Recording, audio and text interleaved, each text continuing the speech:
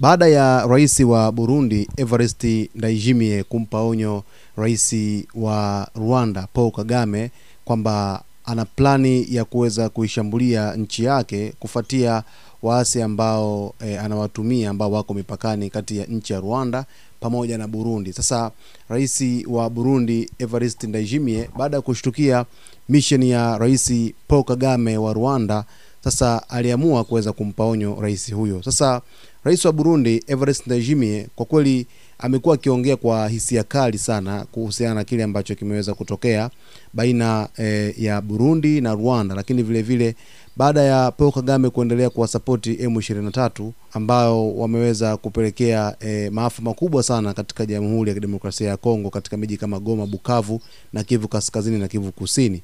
Sasa rais wa Burundi ameongea tena kwa mara nyingine tena akitoa ujumbe moja kwa moja kwenda kwa rais wa Rwanda Paul Kagame kuhusiana na hili ambalo limeweza kutokea kwa sasa hivi katika ukanda wao, upande wao kule katika nchi za ukanda huo wa Burundi, Rwanda pamoja na Kongo.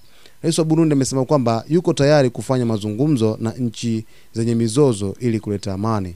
Lakini vile vile rais wa Burundi Evariste Ndayishimiye alipokuwa akiulizwa maswali na mwandishi wa BBC alisema kwamba kuhusiana na watu ambao wanahamia Burundi ambao ni wakimbizi, amesema kwamba wakimbizi ambao wanaingia katika nchi ya Burundi wajisikie kwamba wako nyumbani na Burundi ni nyumbani na anawapokea bila shida yoyote. Lakini vile vile amesema kwamba anawapa mahitaji muhimu ikiwemo chakula, malazi pamoja na mahitaji mengine ambayo anawapa. Pia aliulizwa swali kuhusiana na issue nzima kwamba ameweza kuwatengia bajeti raia hao ambao ni wakimbizi ambao wanakimbia vita katika maeneo mbalimbali katika ukanda huo. Amesema kwamba hakuwa amewatangia bajeti moja kwa moja, lakini serikali imewasaidia kwa kiasi kikubwa sana na inazidi kuwasaidia.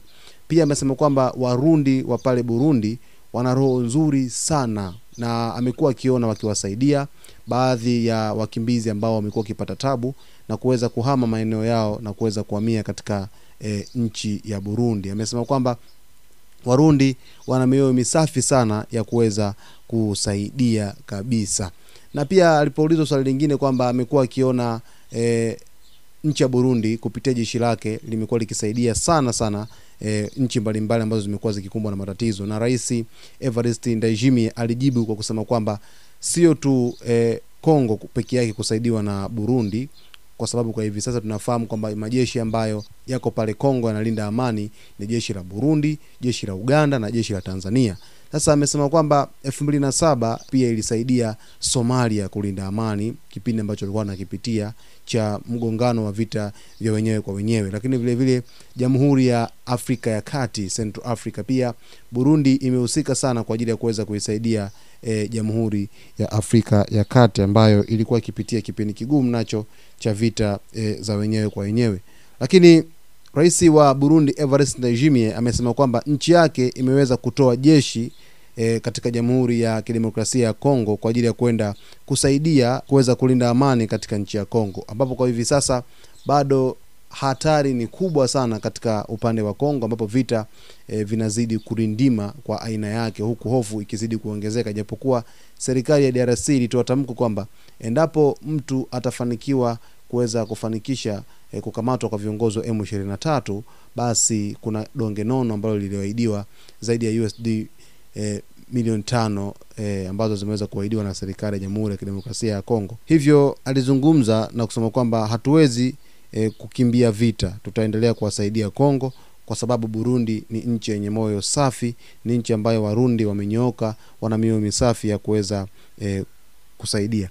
Vile vile alipoulizwa swali na mwandishi wa BBC kwamba unafikiri kwamba vita inaweza kusaidia kumalizika kwa mzozo huu ambao unazidi kuendelea katika kanda hiyo, rais Evariste Ndayishimiye alijibu kwa akili sana na kwa utulivu, akasema kwamba vita peke yake haviwezi kuleta suluhu na kumaliza mgogoro ambao unaendelea pale Kongo.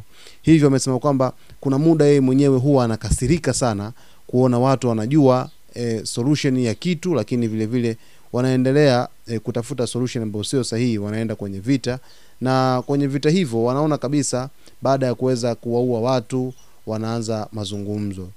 Wale waliofariki hawafufuki tena, ndio maana yeye huwa anashauri watu waingie kwenye mazungumzo kabla ya vita.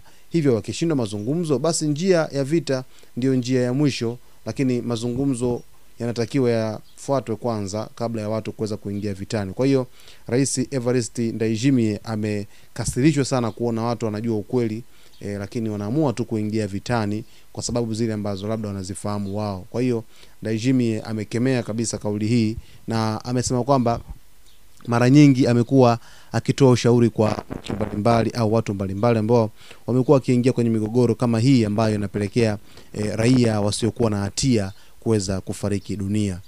Sasa vile vile amezungumza kwamba anaomba watu wote wakubali kuzungumza ili wapate amani. Yaani yeye ameita njia mazungumzo ndio njia pekee ambayo inaweza kumaliza migogoro hii ambayo semwa hapa.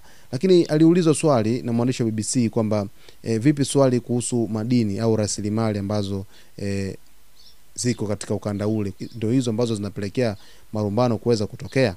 Rais Evariste Ndayishimiye amesema kwamba tuna mali nyingi sana kwenye region yetu, kwa hiyo sioni sababu ya kugombana kisa hizo mali. Sifurahi kuona watu wanataka kuendeleza vita kila siku.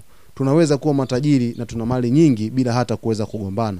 Na amesema kwamba kuna watu wachache ambao huwa wanajaribu kuweza kuchafua amani katika region yetu ambayo inasababisha watu wengi sana kuweza kupoteza maisha kufuatia mapigano ambayo yamekuwa yakiendelea. Ndio maana katika kauli yake ambayo ameweza kuizungumza siku ya juzi kumuonya rais wa Rwanda Paul Kagame kwamba asijaribu kufanya kile ambacho anakifanya, kwa sababu endapo atajaribu kufanya jambo la namna ile pale, basi Burundi haitakaa kimya, itaishambulia Rwanda haraka iwezekanavyo.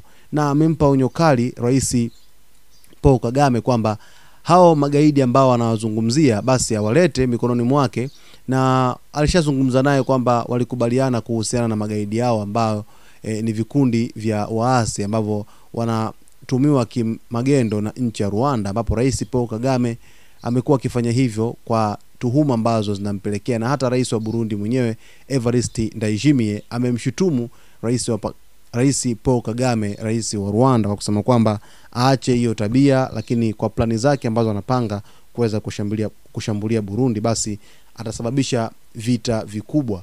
Na pia akaongeza kuwa kwamba Warundi hawawezi kuvumilia kupigwa kama kile ambacho kinatokea Kongo. Yaani wao endapo wataona kwamba wanaonewa au kuna shambulizi lolote limesababishia madhara makubwa katika nchi ya Burundi, basi watawajibika moja kwa moja kuweza kushambulia. Pia akatishia kwamba anaweza akapitia Kigali kama yeye ambapo anavyoona kwamba magharibi mwa Burundi ni karibu, basi yeye mashariki mwa Rwanda ambayo ni Kigali pale ni karibu, kuweza kupiga mashambulizi yake. Sasa mtazamaji, vuguvugu hili ni zito kabisa. Rais wa Rwanda Paul Kagame hajaweza kuzungumza chochote, na tunafahamu kwamba Kagame kufuatia ule mzozo ambao ulikuwa ukiendelea akishutumiwa na serikali ya Kongo kuwafadhili M23, alikuja baadaye akaongea maneno mengi sana ambayo watu waliona kwamba Kagame labda alikuwa sawa, lakini mpaka rais wa Burundi Evariste Ndayishimiye anazungumza ili jambo, basi maji yanazidi kutokota sana jikoni.